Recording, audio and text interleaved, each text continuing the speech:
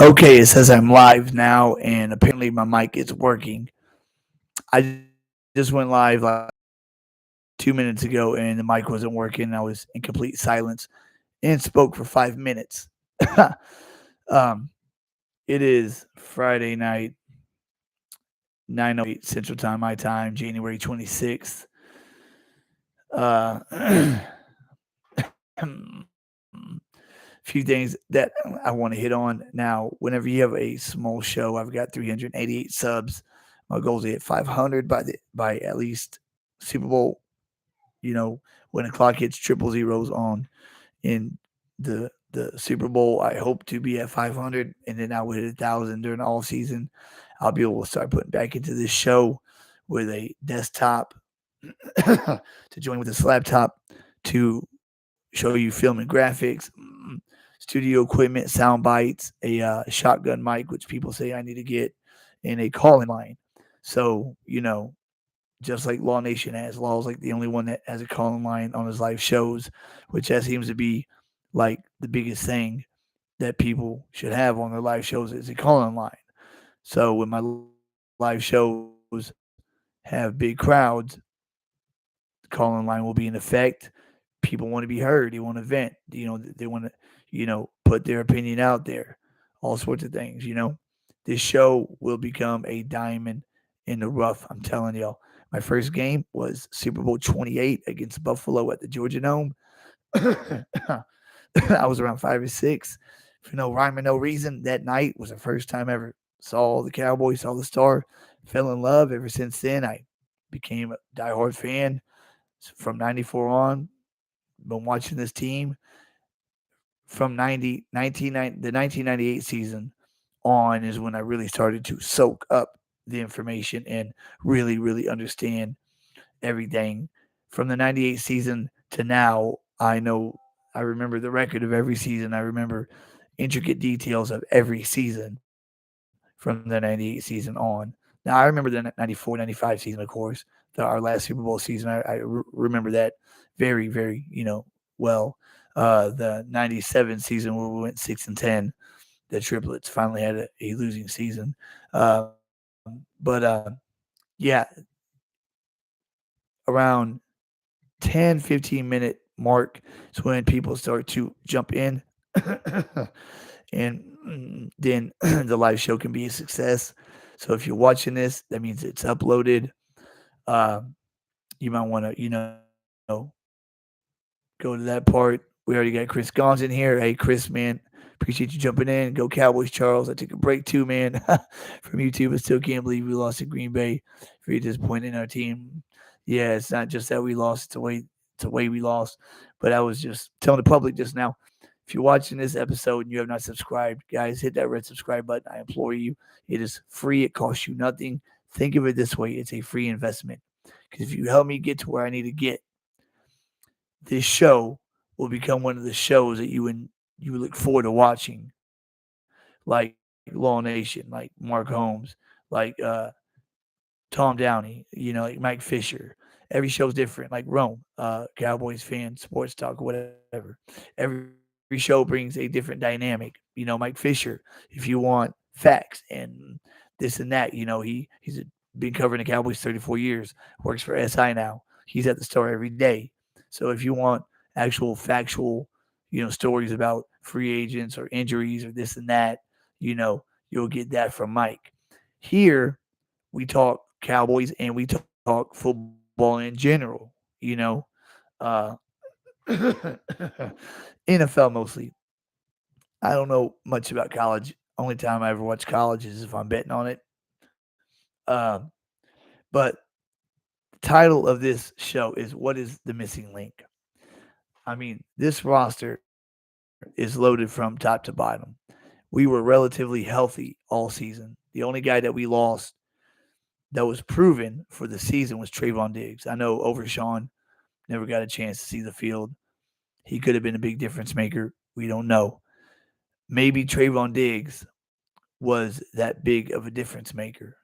Maybe he was. I mean, besides Dak or 88 going down, maybe Diggs was that guy that we could not afford to lose because our defense was very aggressive and played a lot of cover one. And if I truly believe that Trayvon Diggs would have been the best cover corner in the league this season. And had he been healthy all year, healthy Trayvon Diggs, a corner number one still in Gilmore, and Bland in the slot. Bland is very good in the slot. he got to learn how to play outside this season. He broke the all time record with 5 pick sixes. He had 9 interceptions total. His sophomore season was so identical to Trayvon Diggs' sophomore season. Diggs had 11 picks, 2 tubs. Bland had 9 picks, 5 tubs. Chris Gunn Charles. Are you surprised how our defense played? We had no energy. We missed big time. Hank, he did not play. Run defense was awful against Aaron Jones. Yeah, Jonathan Hankins was ready to go and healthy for that game. But the entire defense is what shocked me. Now throughout the whole season, it was opposite. Everybody thought our offense would play off of our defense. That our defense was going to be. I thought coming into the season, our defense was going to be one of the best single season defenses of all time, like the No Fly Zone or the Legion, or the O2 Bucks, or even the 99 Bucks who made it to the championship game against the greatest show on turf and only lost by 4 points. Held them to 13. But it turned out that after the San Fran game, the defense played off the offense. Offense get hot starts, get leads, then the defense would be able to pin its ears back and play its style of football. Now, what's the missing link? Now, if Trayvon Diggs would have went down and was healthy all year, we could have played cover one, you know, with impunity. I mean, we could have loaded the box with 7 guys on every running down for sure to stop that run, have Diggs and Gilmore and Bland play man coverage, and it would have been beautiful. That's why at the trade deadline, I was sick when we did not get Jalen Johnson. I think the Bears are asking for a second, possibly a third, or a second and a fourth, something like that. When you have a team like we did this year, you make that trade at the deadline. It's a guy on his rookie contract. By the way, Jalen Johnson made All-Pro, second team. He was that good. Last year on his rookie deal, his fourth year. So after the season, you don't pay him, you let him walk, you get a third round comp pick, as compensation. So you get a third round comp pick on the trade. So I don't understand why we did not pull the trigger. I believe if we would have acquired Jalen Johnson at the trade deadline and then put Bland back into the slot, that would have reset our defense back to week 1 and week 2. I mean, Jalen Johnson is not as good as Diggs, but pretty close. Pretty close. And in his fourth year, just like Diggs is, also. We just hope that Trayvon comes back and can participate in training camp 100% and come week 1 of next season be 100%. Not have to, you know, wait a year until he's 100%, like how a receiver tears his ACL and he's not the same guy until the second season after the tear. Hoping that he comes back strong. Same thing for Overshawn, you know what I mean? As also, I did too. You know what hurt us? Two linebackers, Wanye Thomas, Marquise Bell are good. They are light. Yeah, they're very light. Marquise Bell played good at linebacker, when he's asked to, but if a team was going to run the ball, you know, and a guard was going to pull, to the second level and go up against number 14, Marquise didn't have a chance. Darius Leonard made the wrong choice. He made the wrong choice. Goodness, man, he thought the Eagles had the division wrapped up, that they were going to be the 2 seed minimum, probably the 1 seed, and he chose to go there because it was Cowboys or Eagles. Now he had a lot of surgeries, recently, so he wasn't the same player that 3-time All-Pro linebacker that we were accustomed to seeing, but he was still good, very good run defender. He wasn't very good at defending the pass like he was in the past, but run defender he was really really good still. And I believe if Darius Leonard went into the star to try to make that run with us and shore up our run defense since the Wolf Hunter was out for the season. 55, guys. People can say what they want to, but he is a solid linebacker. Solid linebacker. Quarterback of the defense when he was healthy. Uh, Darius Leonard, if you wanted to get paid again, you go to the biggest stage in the world. You go to the Cowboys. You play on that defense. You make plays. You get a lot more exposure than you do if you play in Philly. And then if you play really well for us this season, especially in stopping that run, then in the offseason, the team offers you a bigger contract. Then he's going to get offered this offseason, which probably won't be much at all. So, what's the missing link? We got the receivers, right? We got CeeDee Lamb, who is a freaking bombshell, broke Michael Irvin's single season reception record and yardage record. Only single season record he doesn't have is touchdowns, as Des Bryant was 16 in 2014. Um, Brandon Cooks at wide receiver 2. Jalen Tolbert is rounding into a good wide receiver 3.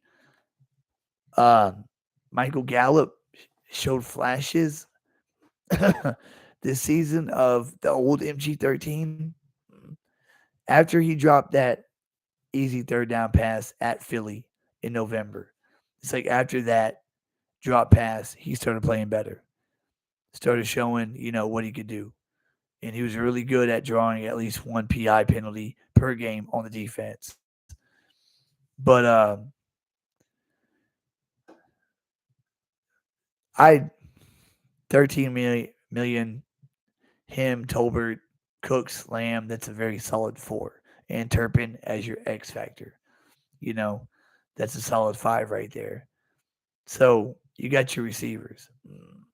Offensive line. Tyron Smith had one of his best seasons of his career. Second team All Pro at left tackle. Only guy he was behind was first team All Pro Trent Williams. That's how good he played. Tyler Smith should have been All Pro at left guard. Tyler Smith was All World at left guard. Biotish, average at center. Zach Martin, best right guard in the league. Terrence Steele was coming off that tear. Wasn't quite the same guy he was last season. Chris Gons, running back Tony Pollard, not a bell cow. Back, short yardage run hurt us on offense. Yes, it did. That's why last offseason, before the season started, I didn't believe that Elliott would go to another team. I figured we would come to an agreement with him, a couple $1,000,000, and have his contract very incentive based. What I don't understand about NFL players, Ezekiel Elliott has made the second most money than any running back in NFL history, dating back from the birth of the NFL. He has made the second most money of any running back. So why would he want to go to New England just for a couple more $1,000,000 to have a miserable season and play in the cold when he could have played for $2 million easily, 1 year, $2 million deal here, and been that hammer that we needed in the backfield to complement with Pollard? Because with no hammer, Pollard is not the same running back. He's not the same guy we saw last season. He's not. He still got 1,005 yards, but his yards per carry were a yard short, not 5, but 4. Zeke would have been, I mean, and with a chip on his shoulder, everybody's saying that he was washed with a chip on his shoulder, wearing his college number, coming back playing for us. That would have been a great 1-2 punch, a great 1-2 punch. And then Dowdle as the running back number 3, you know? Um, now, Zeke's going to be a free agent this offseason. His stock is probably dropped even more because, he didn't have such a great season in New England. So, if we can get him for a 1-year vet minimum deal, I would pick him up in a heartbeat. 1-year vet minimum deal, why not? You can't lose on that. But what's the missing link? I mean, you got the receivers, you got the offensive line, where you've got 3 of the 5 are, all world Tyron Smith, Tyler Smith, and Zach Martin. Terrence Steele is a decent right tackle. He was excellent right tackle last season. This season, decent coming off the injury. Biotish, average center, but good offensive line overall. Quarterback. Before the Buffalo Bills game, Dak was number 1 in MVP voting. I agree, Charles. Why did Zeke not come back to us? Yeah, just for a couple more million, go to New England. When you've made a shit ton of money, now it's time to go ring chase, go get that Super Bowl. That's what it's all about. That's what playing this game is about. It's about getting that gold. Well, in this case, that silver. that was very disappointing. But running backs, that's question mark. Dak, people can say what they want to. He had a slow start in the playoff game. We had no running game all season, so there was no running game to get going. To spark the offense. Uh, Dak's pick six really didn't help anything. Threw it right to Darnell Savage when we were down 22-0. Uh, but we go into halftime 27-7.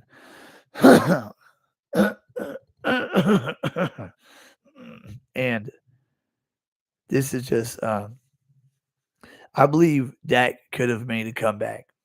In the third quarter, he scores, pulls within 18 points. Should have been 16, but there was a flag on a play, which made it a 3-score game still. 18 points. The very next drive, kick it off to Green Bay. Aaron Jones runs the ball 20 yards, 30 yards, and they throw the ball into the end zone.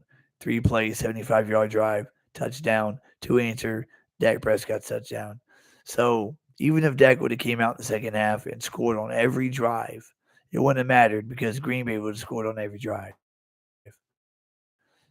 Our defense, that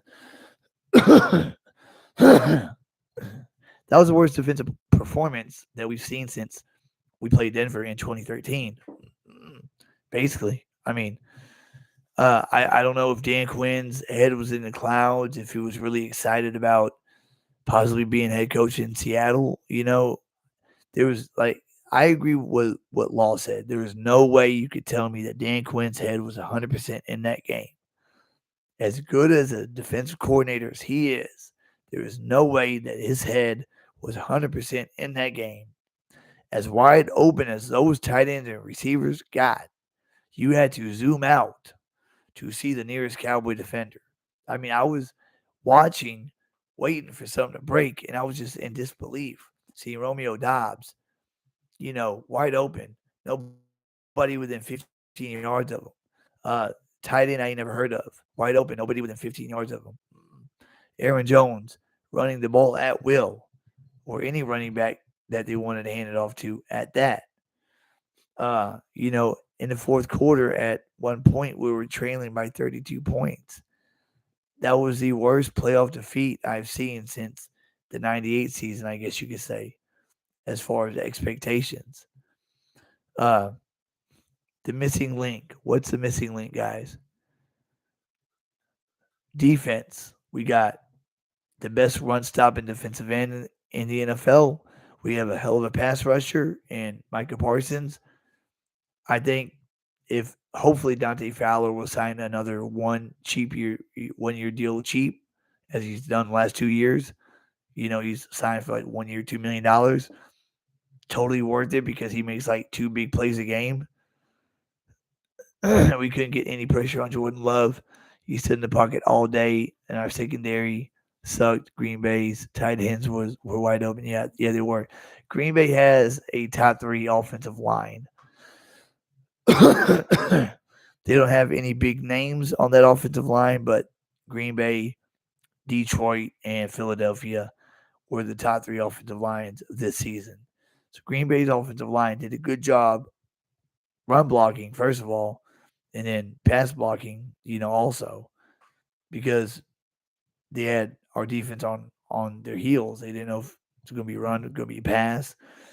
But on defense, we got the best run stopping defensive end in the league, Tank Lawrence, who can also rush a passer. He can't rush a passer like he could in 2015, 2017, 2018. 2017 he had 14.5 sacks, 2018 10.5. But stopping the run ain't nobody better. And we got the Lion, who can cause pressure on any side of the LOS. Jonathan Hankins, who said he has unfinished business in Dallas, which means he will resign. Mm. Very good one technique, run stopper. Not the best, not the best. He's like a poor man's Vitavea, a very poor man's Vitavea, but still the best we got. Better than Mozzie Smith. Uh, I'm hoping that boy has a good off season, puts on some big weight, and comes out in the second year and looks like Russell Maryland did. Because he's the first defensive tackle we took in the first round with our first pick since 1991, Russell Maryland. We got, Hankins, Mozzie, Chauncey Golston, Osia Digizua, who really had some. I mean, he played great as a three tech this season, and Osa is no, he's got one more year left on his deal, I believe, because he did not show up on the UDFA list. Osa Adigizua. Yeah, Google could not understand what the hell I just said. He is 25 years old.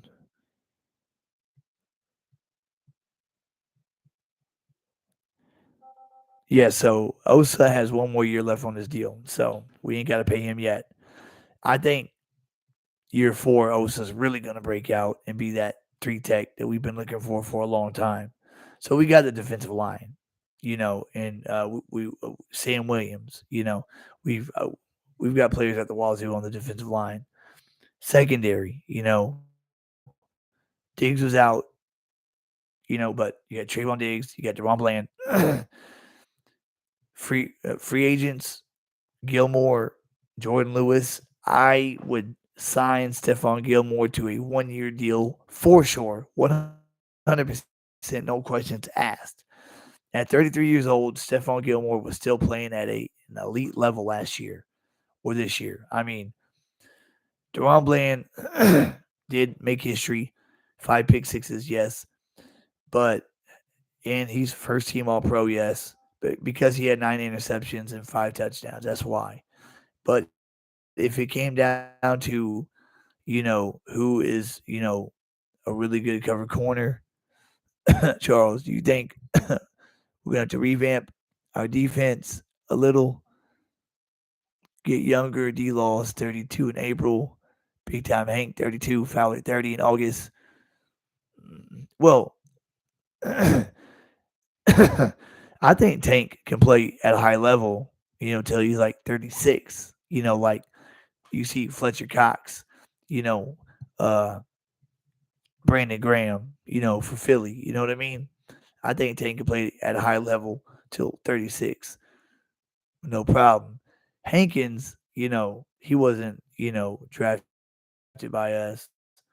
Um, he's got a good season or two left in him, you know, uh, as a run stopper. When we traded for him last season, we saw an immediate difference.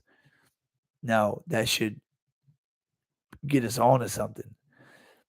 We made two big moves this last offseason. We brought on Gilmore for defense, Cooks on offense. I think we need to do the exact same thing this offseason at minimum. Bring on two more big time players. In order to do that, Prescott needs to get his extension, extend him to 2028, whatever, backloaded contract. So 88 can get wrapped up, 11 can get wrapped up. Tyler Smith has another year before he gets wrapped up. uh, those are the only two contracts that we have to. I mean, we don't have to. I mean, Lamb, we exercise his 5th year option. Technically, Parsons and Lamb could play on their contract still, but pay Dak. He's going to get 60 million. I mean, people want. There's no trade clause in his contract. Can't trade him. If you cut him, you're in cap hell. So what the hell, you know? So he's going to play out this season regardless. And like I said, he was MVP. I mean, he was front runner for MVP going into Buffalo, and right now, he's in the top 3 conversation for MVP of the league. He had his best season of his career this year. The secondary, Stephon Gilmore, even though going to be 34, I'd like to see us resign him. Yeah, he's going to be 34 this next season, but still, that man can ball. And smart players, when they get older and they ain't got that physicality and that quickness that they used to have, they make up for it up here with tricks of the trade and strategy. Against Seattle, when Deron Bland got exposed by DK Metcalf in that first half, Al Harris had 21, come here. You go cover 14. DK Metcalf didn't catch a ball the rest of the game. That tells you something right there. Now, like I was saying that Deron Bland, made first team All Pro, 9 picks, 5 tubs. Very good for him. But if you look at the reality of it, the 5 pick 6s he got them off of what Washington's quarterback, Mac Jones, Matthew Stafford, who had an injured throwing hand. Um, Daniel Jones, that was just a ball pop up. Trayvon Diggs hit Barkley. And against Carolina, Bryce Young, you know what I mean? So it's not like, Deron Bland, was taking that ball to the house against Jalen Hurts or Tua Tagovailoa or Josh Allen, you know what I mean? And he got exposed against Seattle. He is, I believe, he is meant to be a slot corner. He can play outside now. He can play outside and play it decent. Decent if not good. He can have a really good game. But I would retain Gilmore for one more season, and I would sign Jordan Lewis to like a 2-year deal because Jordan Lewis is very good cornerback insurance. Because think about it, if we would have let if we would have cut Jordan Lewis in the offseason, like people were saying, we don't need him, cut him, save that $2 million. If we would have cut J. Lou, we would have been up shit creek without a paddle when Diggs went down. Because Bland went to the outside, and we had Jordan Lewis, a veteran slot corner, to plug in back into the slot, get his job back. Jaron Curse is going to be 30. Yeah, Curse can kick rocks. He can roll. Last 2 years has tailed off. I think Wanye Marquise Bell will take his place. And would you bring back Lewis? Yeah, I would bring back Jordan Lewis, yes, but Jaron Curse, no. I think Wanye Thomas has a ton of potential, and Marquise Bell also. Um, is Israel Mukuamu. I keep saying try him at full time slot cornerback because last season, whenever we were short on corners, they would put Izzy in the slot and he would play pretty good. So I mean, we have Donovan Wilson, we have Malik Hooker, we have Wanye Thomas, Marquise Bell, and Izzy McQuamu. Try McQuamu as a full time slot corner. He could have a gym there, you know, uh, or at least a very very good backup slot corner. What's going on, Matt Badden? How you doing, my brother? Hankins got re-signed, him back for sure. Stop the run for us. You're the best, dude. You're the best, Matt. You're the best. Yeah. So the missing link title of this live show to me, the missing link is the trenches. The trenches. That's where it starts. Green Bay won the toss. They elected to receive for a reason because he wanted to run the ball down our throats, punch the ball to the end zone, and draw first blood. Y'all heard Aaron Jones, if y'all, I don't know if y'all did or not, but before kickoff, you got the one guy in the middle pumping the team up. Aaron Jones said, let's get in front of these front runners. Let's get ahead of these front runners, punch them in the mouth, score on his first drive, and show them what's what. That's what they did. They got the ball first. They ran the ball down our throats, and from then on, controlled the game. Rough night tonight. Keep my faith in God. Stay positive. Things. Yeah, Matt. Matt, we all got problems, brother. We all got problems. You got about an hour or more. I can tell you a list of my problems, man. But you keep God first and foremost, and give all your problems to Him, and watch how things go. But you can't worry though, because if you worry, you gotta take it out of His hands. You just gotta let God work and do what you gotta do. Trenches. The trenches. We couldn't stop the run all season when it really mattered. If a team wanted to beat us, they were going to run the ball down our throats. Arizona, San Francisco, Philly in game one, Buffalo. And man, I was so pissed because, whenever you spend money, especially a good amount of money, to go to a game, an away game at that, you really want to go see your team win, and go to a restaurant after the game in Buffalo celebrating, but because there's a ton of Bills jerseys there, it's Bills Mafia. You don't want to spend like about $900 total because it was last minute airfare. Airfare was nuts. And travel all the way up to Buffalo, New York to watch your team get their ass whooped 31-3. It was 31-3. It was 31-10, but it was really 31-3. And that stadium is so damn small, you can see everything. So it would have been beautiful to see us win. I mean, because I could see Dak Prescott like from here to the corner of this office. I mean that stadium, Highmark Stadium, is so small. That first drive that we had to try to answer their score, and Dak overthrew Brandon Cooks.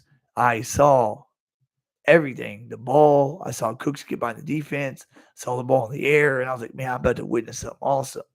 Like at AT&T Stadium, if your seats are high, you can't even really see the football on the field because it's so damn big.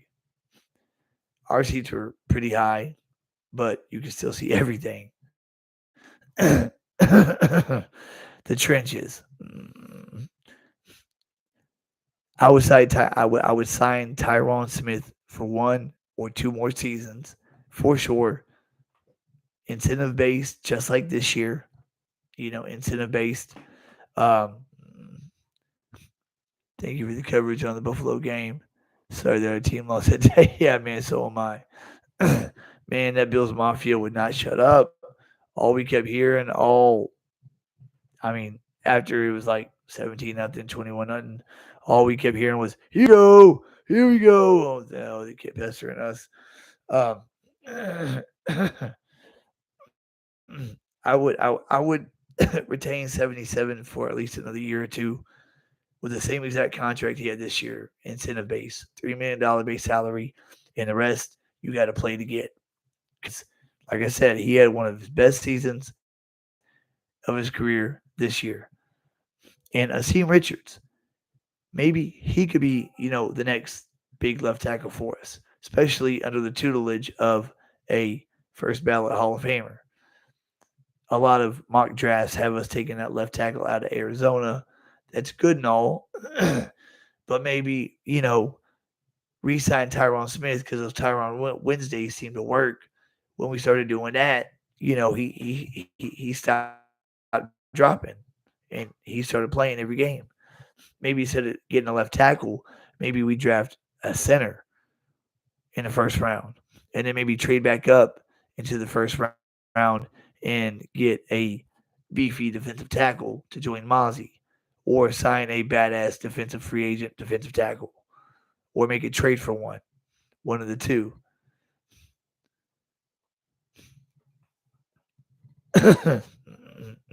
I would offer Tampa Bay.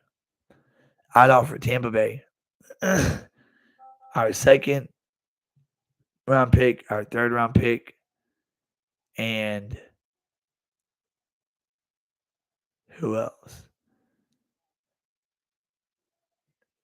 And OC Digizua for Vita Vea, which that probably wouldn't be enough. Yeah, it would have to be a first. So I would offer Tampa a first, a third, and Osa for Vita Vea right there. And with our second round pick, I would take an offensive lineman, an interior, a center, unless B Dash signs for a decent price. Resign Tyron Smith. Let's retire Dallas Cowboys. Be fine. Reason why I say keep 77 around for another year or two is because he played great this year. I mean, absolutely great. And Lyle Collins, I don't know, is he going to be with us this season? Because if he is, it's going to be super cheap, and he's going to be our swing tackle, and he can also play left guard. So I mean, you let Chuma walk if Collins is going to be, he came home, and if he came home to stay, that's big right there too, because Lyle Collins looks like he finally wisened up and is taking this serious, just like Randy Gregory did. Randy Gregory is now taking football serious, playing for the 49ers, not, you know, taking it for granted, and it's showing on the field. And I think Lyle Collins has reached that also. 2020, he came into training camp out of shape because he had a great 2019 season at right tackle. So his head got big. He came into 2020 out of shape. Try to practice, messed up his hip, had to miss the entire season for hip surgery. And Terrence Steele got thrown into the fire at right tackle. And then he gets suspended the first 6 games of 2021. Terrence Steele plays lights out those first 6 games. But then Collins' suspension lifts and they put him back in at right tackle because he was the one that was getting paid. It's just how the Joneses work, even though Terrence Steele was balling at the time. Like I said, we were running the football so damn well. We have to be able to stop the run and run the football along with what we're doing now.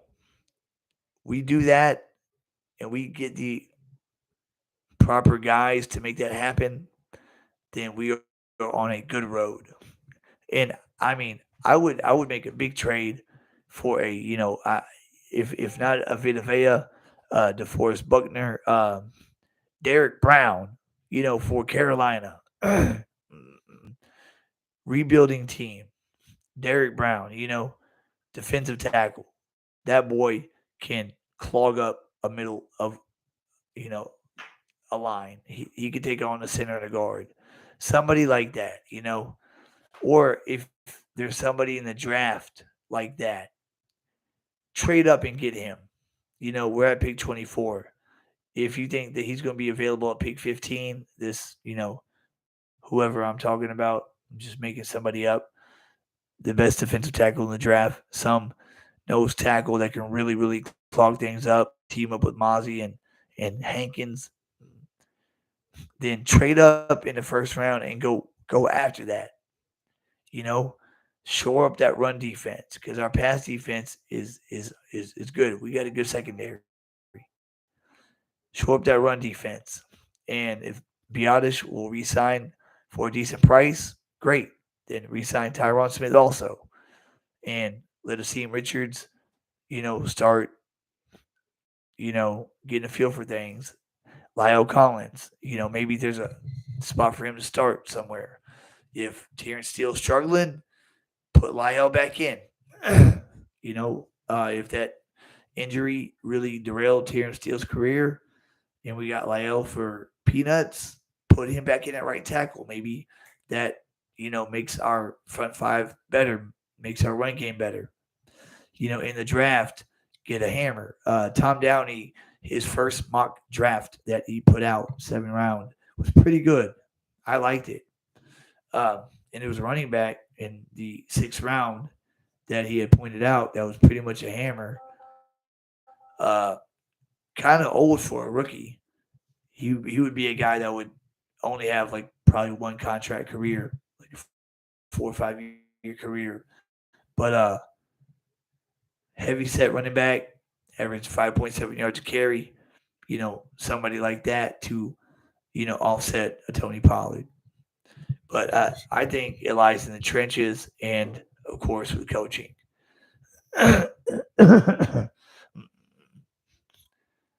We play 8 teams in the playoffs, 10 teams who had winning records like San Fran, Baltimore, Detroit, Houston. Oh, yeah, next season, we have a first place schedule. So, yeah, next season, we will have San Fran for the NFC, San Fran, Detroit, and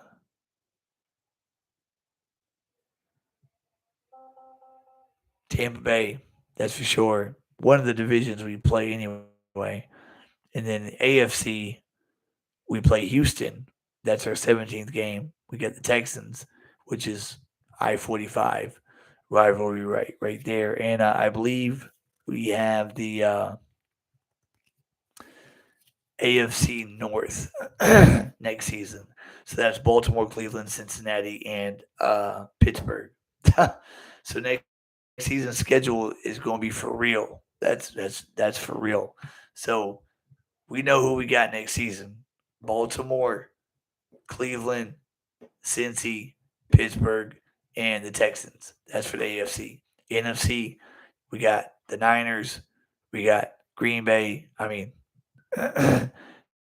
Tampa Bay, and we have Detroit. And the division that we play would be we played the West this year.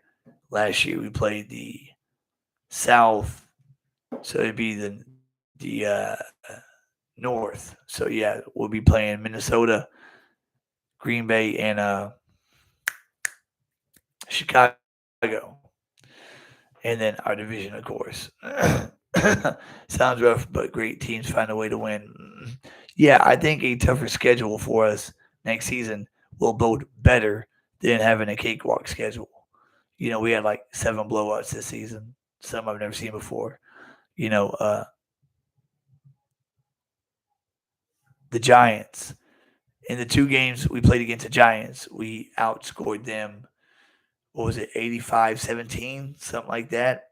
And uh, Washington, 78-10, 78-20. We haven't swept the Giants and the Redskins with a score like that, and as long as I can remember. And a lot of people, Alan Harris made that statement that wherever Dan Quinn goes, he's going to go. If Dan Quinn doesn't get a job at Seattle or the other team that's really wooing him, if he doesn't get a head coaching gig, he'll be back as the defensive coordinator. Al Harris has claimed that he loves, coaching for DQ, and that if Quinn goes, that he'd go with him. I believe that if Dan Quinn departs to another team as a head coach and Jerry Jones offers Al Harris the defensive coordinator job, no matter how much he likes Dan Quinn, you don't pass up a huge promotion like that from defensive backs coach to defensive coordinator all of a sudden. I think Al Harris, being a former defensive player, former corner for Green Bay, all pro corner, I think he has a pedigree to be as good as a defensive coordinator as D'Amico Ryans became. D'Amico Ryans, former all pro linebacker for Houston, turned out to be excellent defensive coordinator. I think Al Harris has the same potential. And he's a player's coach. Coaches like him. I mean, look what he did with Diggs, Bland. He didn't have to do much with Gilmore. Gilmore knew what he was doing. Eric Scott Jr., uh, the guy we traded up to get in the sixth round. I would like to see what he's got this coming season. This was a redshirt year for him too. So Eric Scott Jr., DeMarion Overshawn was supposed to be the best guy in the draft for us at linebacker. There's a lot of exciting stuff ahead of us. Yes, that was the worst playoff loss I have seen probably in my entire fandom life of being a Cowboy fan. But it still doesn't mean that 2024 that we have no shot and that's it's going to happen again. That doesn't mean that at all. Charles, what do you really think of Dak? Do you think he could be the guy for us to win the Super Bowl or get the Cowboy fans mixed feelings on him? Yeah, Cowboys fans have mixed feelings on him because, we won 16 straight at the crib, put up 40 points a game at the crib this season, and then, started off really, really slow against Green Bay. The entire team did. The entire team did. Now, that's where I'm saying the trenches is the missing link because if we had a running game that we could have got going early in the game to help spark the offense, that could have been huge. But the offense relied on Dak Prescott's arm all season. We didn't have a running game. Our passing game opened up the running game. So if we ran the ball for 130 yards, it's because Dak Prescott carved up that secondary. That's the only reason why. With no running game and Dak's receivers, Dak did pretty damn good job. And a lot of people don't realize how much pressure Dak had every game. Even though we had a good front five on paper, and sometimes they'd play like it, Dak was getting sacked 3, 4, 5 times a game and getting pressured on top of that, rolling out of the pocket. We saw Dak make plays all season that were like, wow, did he just, get out of that sack and make this throw? There was like 4 or 5 times where he was literally wrapped up in the backfield and gets out of the sack, rolls out, and makes a huge play. I mean, he did all he could. If we didn't have Dak Prescott this season, we wouldn't have won more than 4 games. And that is a fact. I don't care if Cooper Rush was quarterback. It wouldn't have been more than 4 games. It would have been 4-13. Maybe hard schedule will be good for us. We get used to playing playoff teams every week. Yeah, Matt. A hard schedule would be good. It would be very good. Get you battle tested. I like that, but we need RB linebacker. Our linebacker got to stop the run. Our defense has to stop the run. Defensive tackle and linebacker, defensive end, safety, anybody. I agree, and I was pounding on the table at some way to trade for Derrick Henry. Yeah, I know. We didn't get Jalen Johnson. Get Derrick Henry at the trade deadline. Him and Tony Pollard would have been a really good 1-2 punch. Because what Zeke did in 2022 was he was 2 yards in a cloud of dust, but he softened up the defense. So whenever Pollard got the ball, there was a hole there, and he took advantage of it and made big plays off it. And we had a running game. We in 2021 we had a running game for about half the season. And the second half of the year, it kind of fell off. Kellen Moore's offense. Last season we had a running game for about 3 quarters of the year until Terrence Steele went down. And when Steele went down, Tyron Smith came in, you know, right on time from injury and played right tackle. And it's funny because whenever Tyron Smith plugged in at right tackle when Terrence went out, we were like, man, he's going to play right next to Zach Martin. That right side's going to be unstoppable. And it was a lot weaker than it was when Terrence Steele was there. It's funny how that works, right? Mm. Uh, but yeah, Derrick Henry would have definitely helped. Definitely helped in the red zone, being a tone setter. It's like Richie Sherman said, tone setter. You got to have tone setters, and we don't seem to have one right now on the team. And if we extend Dak, which we will, we'll have buttload of cap room, and we need to use it. Stephen Jones needs to understand the future is now. Our window is now. We have a very young team. The elders on the team are Tyron Smith, Zach Martin on the offensive side of the ball at 32, 33 years old. On the defensive side of the ball, you got Tank at 32, uh, Hankins at 32, and Gilly, if we retain him, at 34. Other than that, everybody's young. Ferguson going into his third year.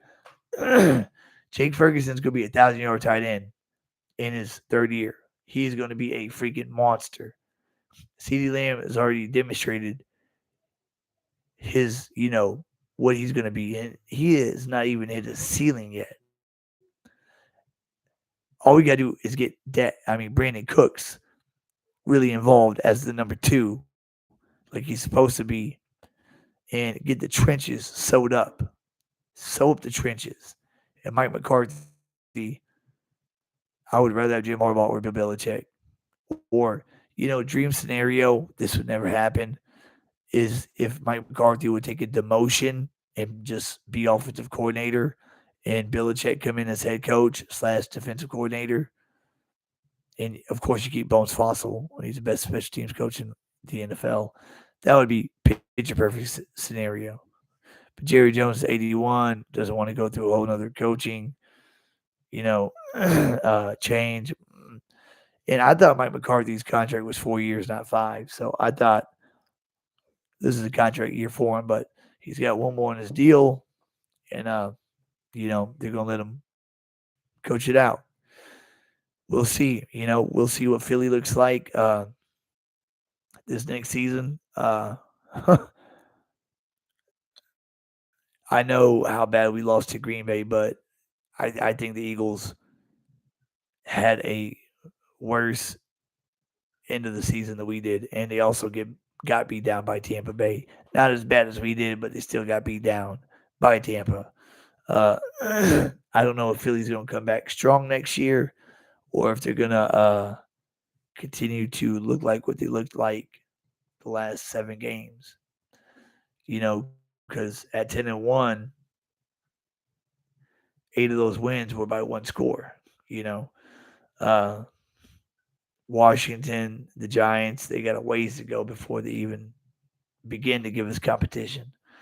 So I wouldn't be surprised in the least if we sweep the East this next season, uh, which we're going to need a weak division with the schedule that we're going to have. Because we're going to have a gauntlet schedule all year, all season, not just during the stretch, but all season. Charles Stephen Jones needs to wake up, stop being so damn cheap in free agency, and get dogs, real players, not bargain basement deals, flea market deals. Yeah, I know. We urgently now everyone gets 2 years older, windows left. I think our window is open for another 4 years, 5 years with the age of our players, age of our team. Uh, but yeah, Stephen Jones needs to understand that the future is now. And even if you got to sell the farm to get us to a Super Bowl and get that ring. And even if that means that we have to be bad for a year or two, we will gladly trade that in for a Super Bowl run. You idiot. I mean, Stephen Jones seems like he's always planning for the future.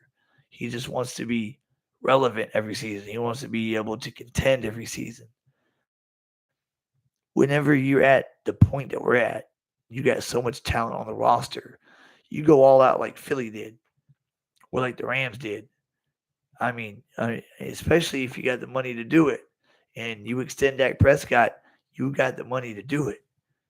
In free agency, we can, make a big splash, bring in a big playmaker, big tone setter, somebody that's got hardware, somebody that knows what it takes to win a Super Bowl. And hopefully Calais Campbell is a free agent this offseason and plays one more year because he could be a very, very good addition to our defensive line. I wanted to get him last offseason, but he went to a Atlanta or something like that, which I didn't understand. Seems like you were on a ring chase at that time. Kai, go one. This is the roughest offseason for me as a hardcore fan since '06. 28 years old. There is so much division amongst the fan base I am seeing online. Yeah, what's your screen name? KHY001. Yeah. There's a lot of division. A lot of people have mixed emotions about Dak. Even Aaron Rodgers, gave Dak his flowers this season. Said that he was playing some of the best football out of all the quarterbacks in the NFL. And he was. You can only play who's on your schedule, and you see good teams struggle to beat bad teams. And then, we play the bad teams and we beat them by 30, 40 points. You're supposed to do that, Uh, the Arizona loss was kind of flukish.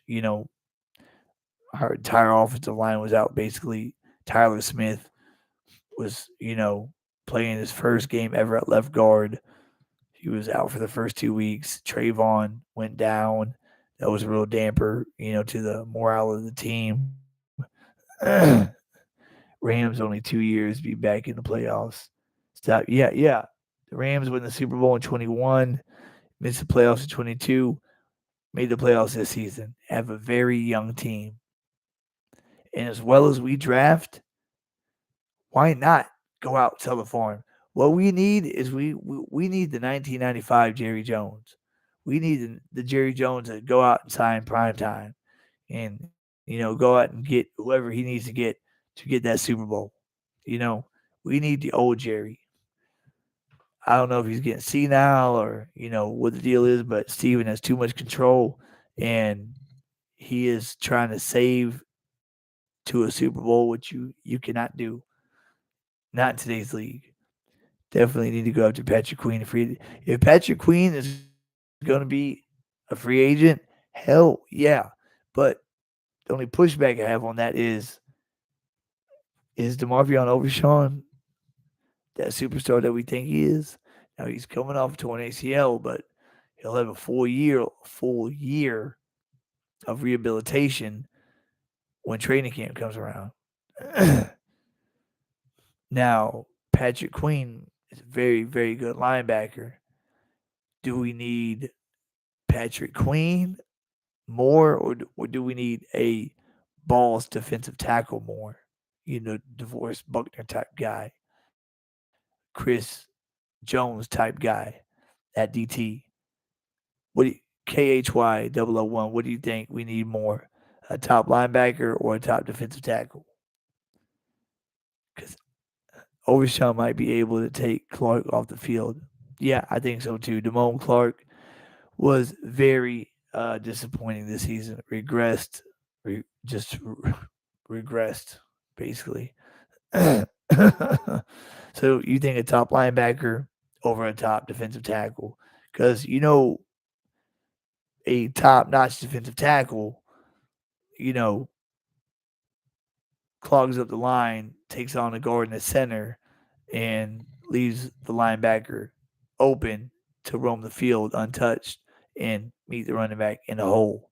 I don't know. To me, I don't know who's going to be on the free agent list, but if there's a Kenny Clark type guy or who's a guy for Atlanta, uh, a Grady Jarrett, somebody like that, I would go after somebody like that before Patrick Queen because we got Overshawn, uh, and we'll probably draft a linebacker. Damone Clark could, progress in his third year. We'll see. His rookie season, rehabbed half the season. I believe the Cowboys can get that nose tackle out of Texas. So I got to look that player up. Defensive tackle out of Texas, or hopefully Mozzie Smith, who lost weight this season, which I didn't understand that.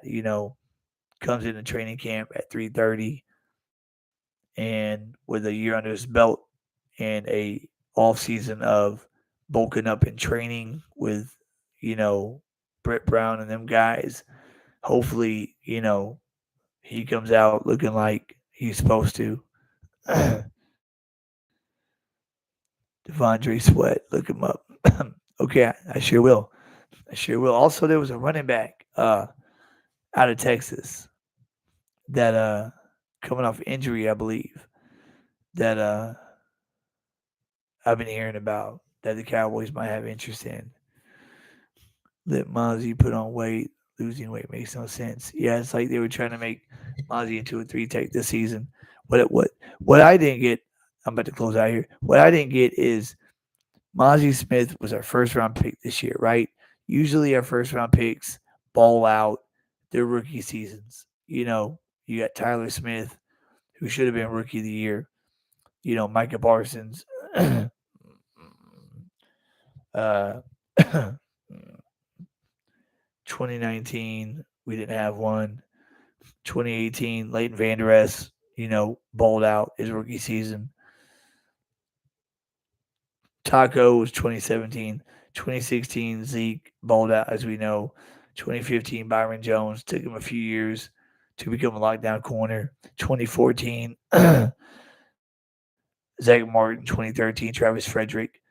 2012, Mo Claiborne didn't work out. 2011, Tyron Smith. 2010, Des Bryant. Our first round picks usually ball out their first season. So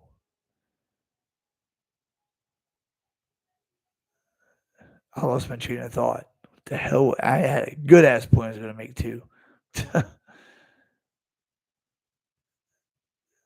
Talking about first round picks. What the hell was I going to say about a first round pick?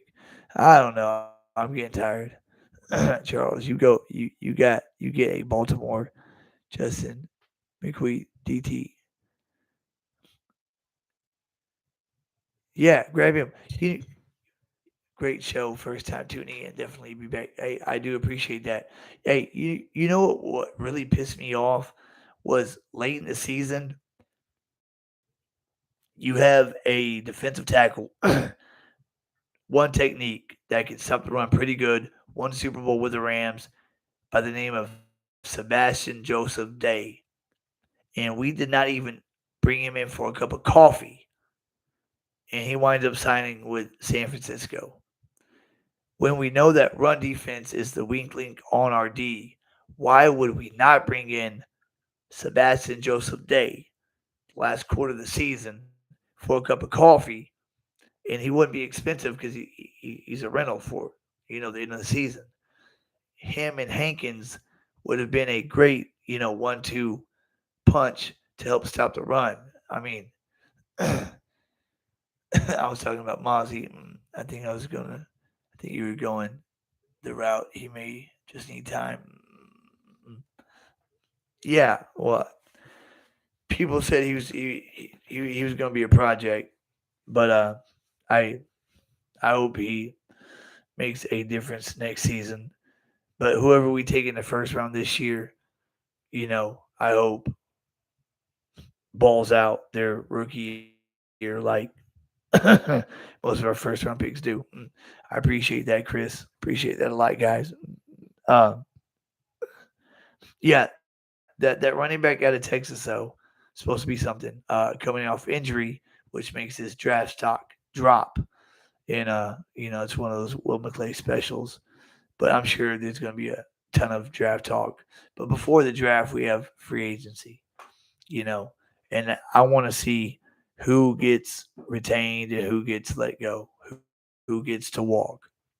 And then when we see who gets to walk, I want to see us spend money. I want to see us extend Dak to 2028. He's more than capable of getting us to February. The whole team has to play as a collective unit, though. I am not comparing Dak to the Sheriff because Peyton Manning, in my opinion, is the best quarterback to ever play the game. But in Peyton Manning's first 8 seasons, Dak's played 8 years, right? Peyton Manning's first 8 seasons, he had 3 playoff wins. Three. Dak has two. In his ninth season, he finally got over the hump. But it was a total team effort. Peyton Manning didn't carry the team throughout that 2006 playoff run. In the first game against Kansas City, hard fought victory. Indy wins. Then they go to Baltimore round two. They win a game 15-6. Defense played ball. All field goals. Peyton didn't score a touchdown. Then against New England, Manning had to have that amazing comeback victory, you know, and then they beat Chicago as a team in the Super Bowl. So, the narrative on Peyton Manning for his first 8 seasons was that regular season he's amazing, in the postseason he can't get it done. In 2005, his eighth season, they were 15-1, the number one seed, and was knocked out one and done by Pittsburgh. So it took Peyton until his ninth season to get over that hump. So I believe Dak can definitely do that. And yeah, who said something about Osiris? Yeah, Osiris Torrance in the second round. Yes, you're exactly right, Chris Gons. When pick 58 came up and he was on the board, I was gonna mouth the words with the TV, with pick 58, the Cowboys select right guard Osiris Torrance. And then when I heard Luke Schoonmaker, I lost my freaking mind because you want to rebuild your offensive line, and he played very good for Buffalo this season. That was the worst. I don't know whose idea that was when you have Ferguson and Hendershot as a good 1-2, at least at minimum. I mean, completely ridiculous. I understand Manning, Mahomes are my goat of QBs, my opinion. I'm with you, dude. Yeah, I think Peyton to me is the best to ever throw the football. Could you see the Cowboys taking a guy like Jordan Travis if he falls to day 3 of the NFL draft? Don't know who that is, but a day three pick. Yeah, the Cowboys take anybody in day 3. They'll take the BPA in day 3. Torrance made the All Rookie team as well. Cowboys are really hit or miss in the second round. Yes, they are. He made the All Rookie team. Man, I know he played right guard, and the reason why they didn't draft him is because he wasn't as athletic as they like their guards to be, like Tyler Smith is or Zach Martin is. Who the hell cares? He is super strong and he can move bodies. I mean, I would have had him, you know, he probably would have been second string most of the season behind Tyler Smith. But it probably would have changed the complexion of the whole line. You probably would have kept Tyler at left tackle and made Osiris Torrance change from right guard to left guard. And if he was good at left guard in training camp, you leave him there. And doing that, essentially, you're rebuilding your offensive line. And Tyron Smith, with the way his contract was restructured this year, $3 million base salary, rest incentives, he'd be your swing tackle or your backup left tackle, which would be perfect, or at least perfect for swing tackle this particular season. Mm. But yeah, letting Osiris Torrance and Osiris Torrance by some scouts was rated the best interior offensive lineman in the draft. It's like, how the hell do you pass that? Oh my goodness, I could just go on and on. Yeah, I disappeared for 18 days. I didn't do a video for 18 days after the Green Bay Packer loss. Jordan Travis plays for Florida State. Quarterback, Heisman finalist, suffered same injury Dak had in 2020. Ooh, really? Then at the end of his college season this year. Yeah. Uh, well, actually, I don't know because they traded a fourth for Trey Lance. Trey Lance is 23 right now, so I really don't. Being that they traded for Lance, I would be very surprised if they drafted a quarterback in the draft, being that we have Cooper Rush and Trey Lance. We need urgently, but sounds like front office. I don't care about winning, make money. It's first. It's sad. Matt Dad says. Yeah, the Cowboys are the most expensive sports franchise in the world.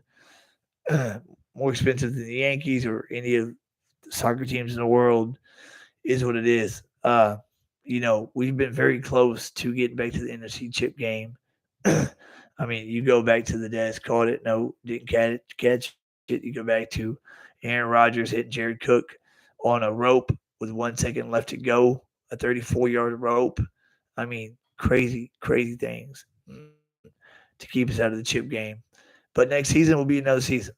You know, it'll be our 29th year going into our 29th year of not getting to a chip game. Uh, Last one we were in, we played Green Bay, beat them down. I was in third grade. I would like to see that again, but we got a long way to go. Trey Lance, give me a break. The Cowboys wasted a fourth round pick on him. I don't see Cooper Rush back here in Dallas. Cooper Cooper signed a 2-year deal, didn't he? I thought he did. I thought he signed a 2-year contract this last offseason. So I think he's going to be here this year. No, I know because we have 14 free agents, unrestricted free agents, and Cooper Rush is not one of them. They can save $2 million by cutting Rush. I don't know. Would you want to cut Cooper Rush? I mean, he saved the season last year. I mean, he did. He knows his limitations. He didn't do too much. He didn't do too little, and he almost beat Philly at Philly. I mean, in the fourth quarter, he made that a 17-20 ball game, 3-point ball game. If the defense gets a stop on that next drive, I think Cooper Rush would have taken the lead and went 5-0 in his stretch. I don't see Michael Gallup coming back. Yeah, yeah. I think Jalen Tolbert's rounding into a pretty good third wide receiver. Uh, if that saves $9 million to let Gallup walk, that wouldn't bother me. I mean, we've made you know worse decisions trading Amari Cooper for a fifth round pick. How ignorant is that? I understand that you were upset because you didn't get the COVID shot. You missed 2 games that we lost. If you want to trade him, but don't trade him for a fifth, as well as we draft, get at least a second round pick for him. And the guy that we drafted with that pick is not even on our team. He plays for Washington. Yes, the defense saved the season. Cooper Rush literally skated by. We need a more viable backup that doesn't need the defense to win. There are some higher quality backups in free agency this year. Yeah, but think about it. Cooper Rush, he did beat Cincinnati in week 2 at home. First 2 drives were scoring drives, and then the defense took over the game. The second game at the Giants, Giants are 2-0. were hot, right? They take the lead in the third quarter with Saquon Barkley's touchdown is 13-6. And then we're down by 7. Cooper Rush comes up with back-to-back drives. He's 9 of 10 in those drives, back-to-back touchdown drives, and then the third drive after that was a field goal drive. Cooper Rush can throw the ball when he needs to, and like I said, he was that close to beating Philly in Philly when they had a super team in 2022. Hell, I mean Romo bought into him so much where he thought that he was going to be a starter somewhere this year. I think Cooper Rush is a very solid backup, very solid.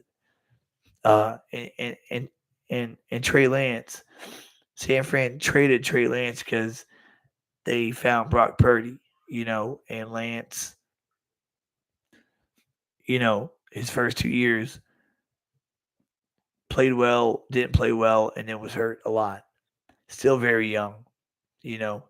So it's yet to be seen with him. Only game I give Cooper Rush series credit was the Vikings game in 2021. That was impressive. Well, I mean, again, you could say that was a defensive game. You know what I mean? He only threw 2 touchdown passes in that ball game. That was a tight game on Halloween night. But he's a game manager, and when he has to turn it on, he does. You know, I mean, the best analogy I can go to is the Giants game when they were down a touchdown in the third quarter. He comes back with back-to-back touchdown drives. I think he either went 9 of 10 or 10 of 11, something like that. But he carved up that defense, scored 2 touchdowns, got us a touchdown lead, and then got us a 10-point lead. And he is on the roster, this year. He's not a bad backup. He's not. He threw for 300 yards that game. I don't think he threw for over 200 last season. Any game he won. No, I mean, if he didn't throw for over 200 yards, it's because he didn't have to. A good backup quarterback knows his limitations, knows what he needs to do. If he doesn't have to throw for over 200 yards, he doesn't. If they're winning and all he has to do is hand the football off and throw check downs, he does that. If they're down by a touchdown and he has to play catch up, he does that. Against Philly, he really wanted to win that Philly game. So he had 3 turnovers in the first half. But he got composed and he came back. He threw that touchdown to Jake Ferguson and turned that game into a 3-point ball game. And if our defense would have made one stop and Rush would have got the ball back, I guarantee you he would have engineered a touchdown drive and it would have been 24-20. And then there would have been a real quarterback controversy if Rush would have went 5-0 opposed to 4-1, beating Philly, to end that 5-game stretch there. But we can agree to disagree. We were supposed to lose to Cincinnati in that game against Joe Burrow and company. Yeah, we've beaten them twice, haven't we? No, San Diego twice, only the Bengals once. But shit, man, what time is it? 10:30. All right, guys. Y'all, guys, keep God first and foremost. He comes before everything, even this. Seek him and his righteousness, and all these other things will be added unto you. I am a living testimony of that. If anybody's watching this after it's uploaded, please hit that red subscribe button. It's free. It costs you nothing. It's a free investment. And I'm at 388 right now. Please help me to get to 500 by the end of the Super Bowl. That would be great. Then all season, I'll reach 1,000, and then I can put back into this channel with studio equipment, sound bites, a desktop to get film and graphics, and a call-in line for when I have live shows like this that really get, bigger and bigger. That call-in line will be big, just like Law has. Law is the one that inspired me to start this. If I'd have known it was this easy to start your own Cowboy show, I'd have done it 10 years ago. I'm not too big on technology. But KYH 001, man, I do appreciate you jumping in, my man. Uh, Matt Batten, thanks for jumping in. Thanks, Chris. Alan, hey, Alan. There you are. Man, I hate it whenever somebody comes in like right at the very end. It's like they miss a whole show, hour and 20 minutes. But you and I have been going back and forth all day on the chat on my last video. So we have spoken today. We can say that. But yeah, thanks for joining in, Alan. Please share this content, guys, if y'all can. Uh, those like buttons help. You know, the like button just basically gets your video viewed more.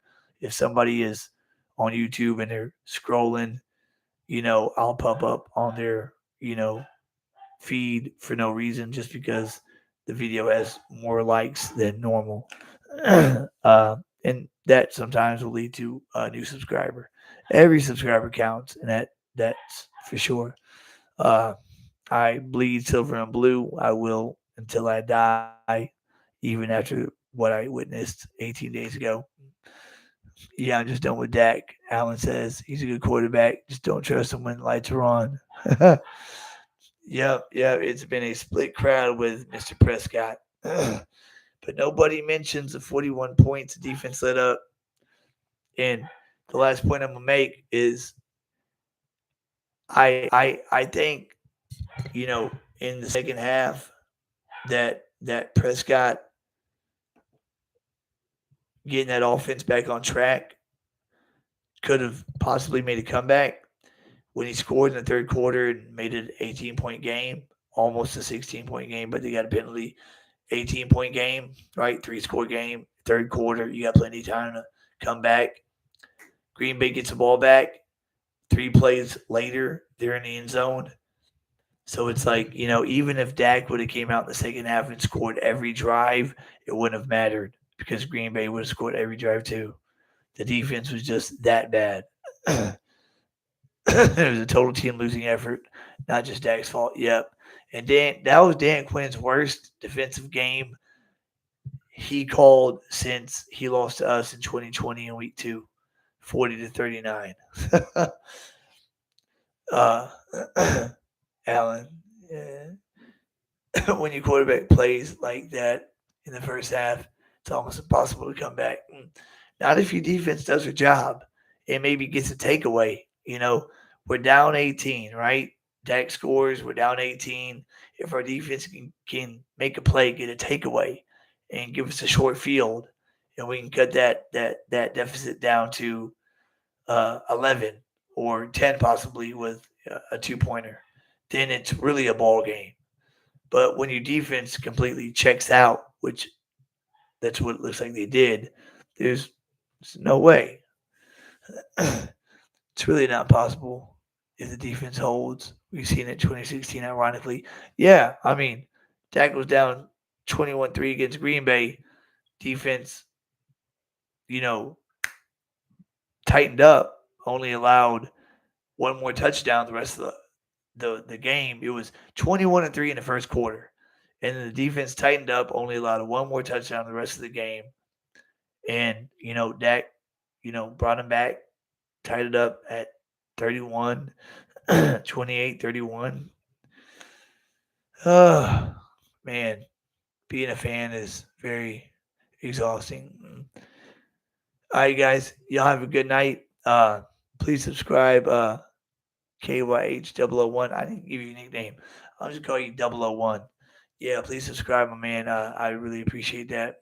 And Dad could have 5 picks in the first half.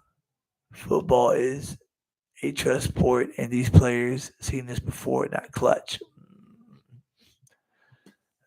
Well, I don't know if you'd have watched the video in its entirety from the beginning. Uh, we touched on that a lot too. I don't know, man. Everybody's got their own opinion. Uh, but besides Dak, who else? I mean, you want to blow it up, right? This team is so young and talented. You can't blow it up. And besides Dak, who else would you bring in for quarterback? I mean, I know our schedule wasn't that tough this season, but going into the Buffalo game, he was number one for MVP at that moment, and still right now is in the MVP conversation, I believe. I don't know, but yeah, going to Buffalo, spending all that money to watch us get our heads kicked in was not fun. I just want a new quarterback change and get rid of the old players. Tyron Smith had his best year, one of the best years of his career this year at 33. Second team All Pro. He was only behind Trent Williams. I mean, they graded him as the second best left tackle in the NFL this season. So I would retain him for another year. I would. I'd bring him back with the same type contract, $3 million base salary, rest, all incentives. You got to play to get paid. I get that about Smith. He's not the future. No, he's not the future, but Asim Richards could be. Asim Richards he could be the future. Very, very, very, very much so. Especially under the tutelage of Tyron Smith for 2 years. You know what I mean? A lot of people forget that we drafted that guy in the fifth round out of North Carolina. But I do got to go, guys. I do appreciate all y'all jumping in, talking ball with me. I'm in my happy place, when I'm talking ball, even though, oh man, all the stars were aligned. The Jimmy curse was lifted. The Eagles crumbled at the end of the season. We got the 2 seed. We won 16 straight at home. We were guaranteed 2 straight home games. Barring we won the first one. It was like that was the road to the NFC chip game. Best shot we had since I was in third grade to get back there. Better than '07 because in '07, Terrell Owens had a broken leg. Playing on a broken leg, people don't remember that. That's why we lost against the Giants in '07. If Owens was 100% healthy, I don't believe we lose that game, but that's ancient history. All right, guys, you have a good night. You have a good weekend. Today's Friday, right? I got a job to finish tomorrow, so I need to eat and go to bed. So yeah, you have a good weekend, guys. Don't do nothing I wouldn't do. Be safe. Love each and every one of y'all. DC for life. I'll catch y'all here in a couple days, guys. Charles in Charge is out. Deuce.